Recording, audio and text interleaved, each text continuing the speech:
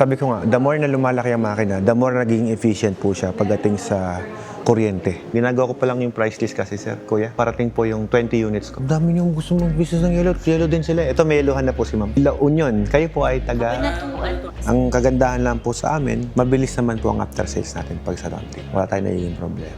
Yung ganyan na machine yung Package 9? 478 mo. Pero kapag nag-cash basis po kayo, last 30,000. 448. Sa installment po, 0% interest kami. ilang percent yung down. At least 50%. Meron kami 40% down. Bakit may option C? Kasi yung isa, 2 years to pay. Yung isa, 1 year to pay. Ginawa namin ganito. Option A, cash basis. Bayad ka ng kalahati. Yung kalahati, after namin ma-install, bayaran mo ng buo. That's option A. Option B, bayad ka ng 40%. Remaining balance would be 1 year to pay. Option C, bayad ka ng 50%. Yung another 50%, 2 years to pay. Walang interest lahat yun. Ano kami dito magnegosyo? Pag nag-negosyo kami, papautang kami, wala kaming tubo. Kasi gusto namin, mabili nyo yung gusto nyo talagang unit.